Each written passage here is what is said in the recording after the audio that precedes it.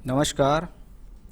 एक 30 वर्षीय महिला की कुंडली 24 जुलाई सन 1990 मध्यरात्रि पश्चात 1:45 पर आपका जन्म हुआ है।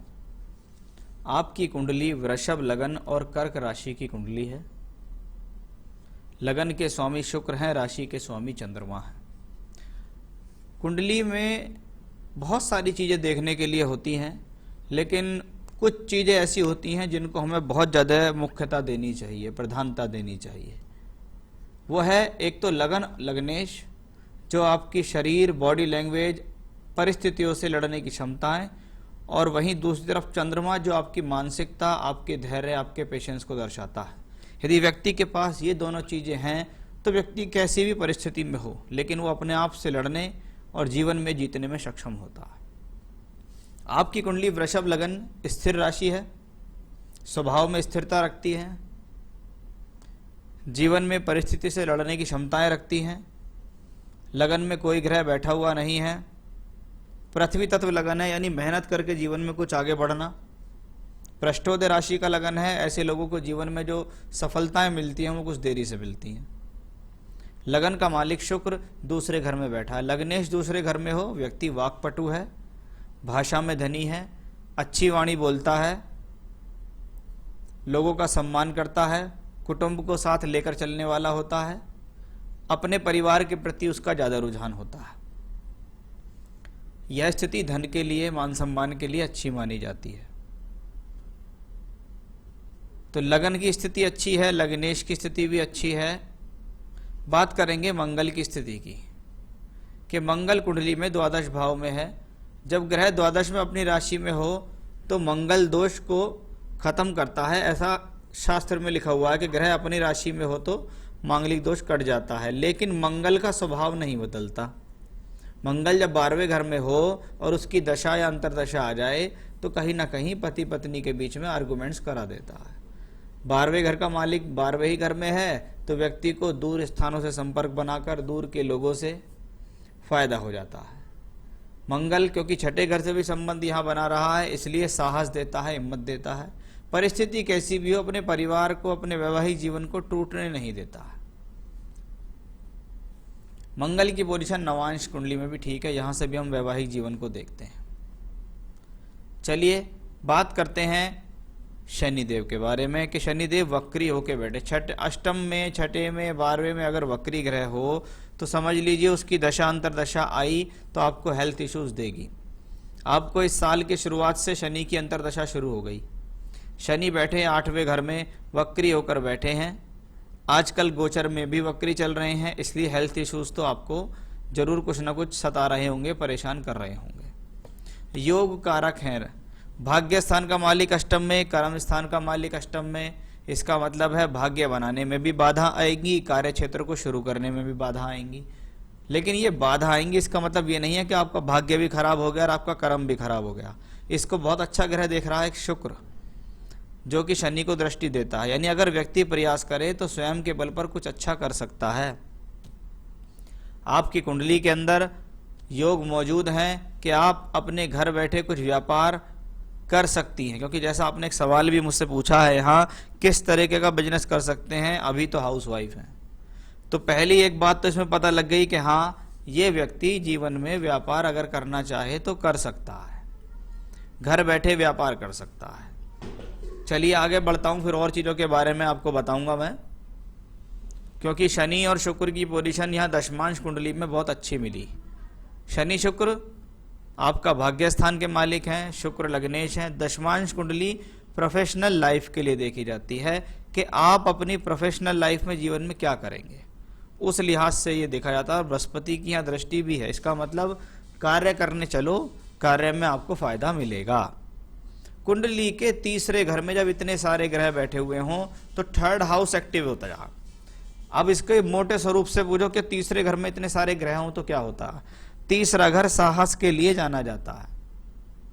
व्यक्ति साहसी है, परिस्थिति से लड़ सकता है, एक बात। दूसरा, tour, travellings, export import, sports, खेल से संबंधित कार्य, ऑनलाइन कुछ काम करना, क्योंकि थर्ड हाउस कम्युनिकेशंस के लिए काम आता है, लोगों से ऑनलाइन जुड़कर काम करना। आज के समय में जितने भी ऑनलाइन पोर्टल हैं उस पर आप अपना कोई सामान अगर बेच रहे हैं उससे आपको फायदा मिल जाएगा। शुक्र शनि का संयोग है, कॉस्मेटिक्स की लाइन में आप जा सकते हो। कॉस्मेटिक्स से रिलेटेड, आर्टिफिशियल ज्वेलरी से रिलेटेड आइटम्स अगर आप ऑनलाइन बेचना चाह रहे हो, या स्त्री पुरुष बच्चे इनसे संबंधित कुछ सौंदर्य से संबंधित आइटम आप बेचना चाह रहे हो, कॉस्ट्यूम्स बेचना चाह रहे हो, गारमेंट्स बेचना चाह रहे हो, तो ऐसे काम कर लो, क्योंकि थर्ड हाउस आपका बहुत एक्टिव है। तीसरे घर में इतने ज़्यादा ग्रह हों तो व्यक्ति जीवन में ऐसे ही कार्यों में सफलता हासिल करता है। बृहस्पति उच्च का होकर बैठा है, ज्ञान से संबंधित कार्य के लिए अच्छा।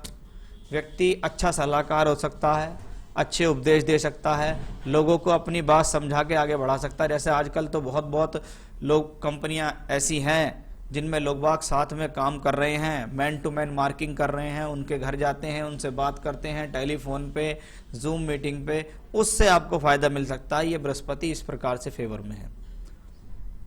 बुध भी बहुत अच्छा है, क्योंकि बुध द्वितीयेश पंचमेश होके बैठा हुआ है, यानी बुध भी यहाँ धनदायक है, वाणी के लिए कुशलता दिखाता है कि आप कार्य करने चलो, आपको फायदा मिलेगा।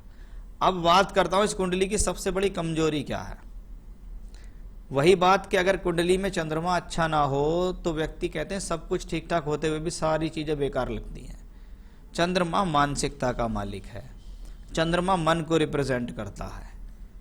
आपके भीतर नकारात्मक विचार आ रहे हैं, नेगेटिव थॉट्स आ रहे हैं, स्वभाव में चिड़चिड़ापन है, क्रोध आती है, झुंझलाहट आती है, परेशानी होती है, ये सब चीजें चंद्रमा से आती हैं। पहली बात, आपका जन्म हुआ अमावस्या के दिन, क्योंकि सूर्य चंद्रमा एक साथ। दूसरा, उसमें केतु भी है, यानी उस दिन कहीं ना कहीं ग्रहण भी पड़ रहा होगा, सूर्य ग्रहण, वो कॉम्बिनेशन भी दिखता है।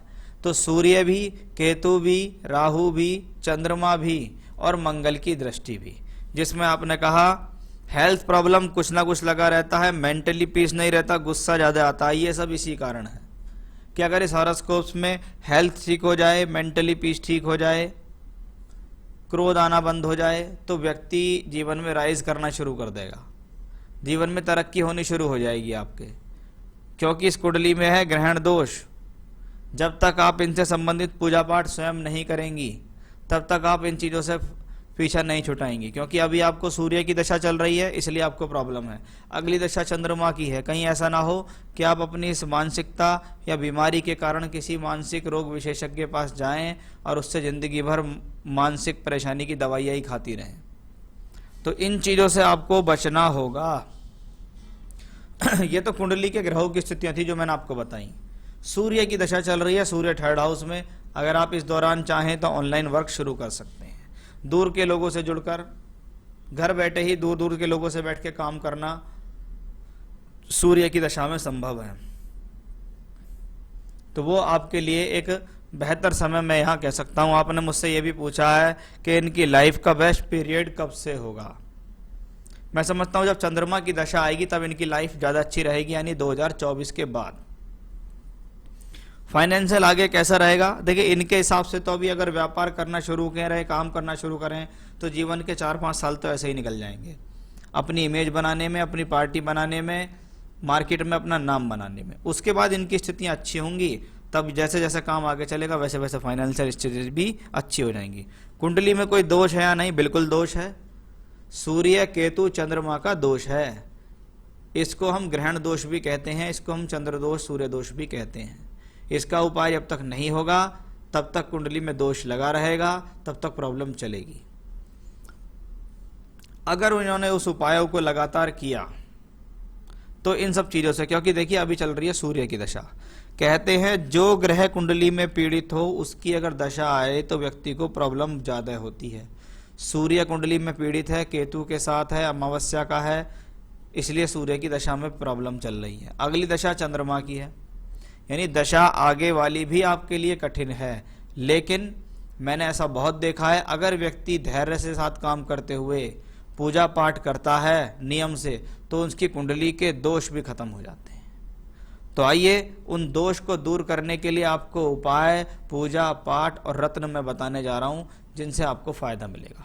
सबसे पहले जरूरी है अपनी बुद्धि को शांत करना, एकाग्र करना। एक पन्ना रतन सीधे हाथ की उंगली में 6 से 7 रत्ती के बीच का धारण करना है। यह आपकी बुद्धि, आपके ज्ञान, आपके एग्रेशन सबके कंट्रोल करेगा। सीधे हाथ में चांदी की उंगली में चांदी की अंगूठी में धारण करना है। आप मेरे से प्राप्त कर सकते हैं सर्टिफाइड स्टोन की रिंग, मैं आपके एड्रेस तक बना के भेज सकता हूं। यह तो हुआ पहला उपाय। दूसरा, रोजाना आदित्य हृदय स्तोत्र का पाठ करना है। गूगल से सर्च कर लीजिए, गीता प्रेस गोरखपुर वालों की स्टॉल्स होती हैं, वहां पे आदित्य हृदय स्तोत्र मिल जाएगा, उसमें करने का तरीका वगैरह सब लिखा होता है। तो दूसरा पाठ आदित्य हृदय स्तोत्र करना। तीसरा, अगर कोशिश हो तो रोज भगवान शिव के मंदिर जाओ, शिवलिंग पर जल चढ़ाओ, पूरे परिवार पर जल चढ़ाओ। नंबर 4, रुद्राष्टकम का पाठ करो। रोजाना कम से कम 1 या 3 बार कर रहे हो तो बहुत ही अच्छा, रुद्राष्टकम का पाठ करो। यह भी गूगल से मिल जाएगा। ये सारी चीजें लगातार करने से आपको फायदा मिलेगा।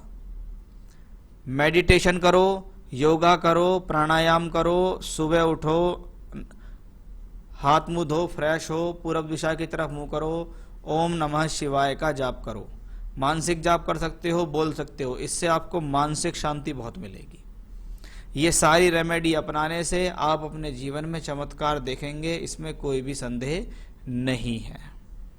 तो ये था आपके हॉरोस्कोप का एनालिसिस। आपके सवालों के जवाब और उपाय कार्य करना चाहते हैं, कैसा करना चाहिए वो मैंने आपको बता दिया। उसकी शुरुआत कीजिए, आपको लाभ मिलेगा। नमस्कार।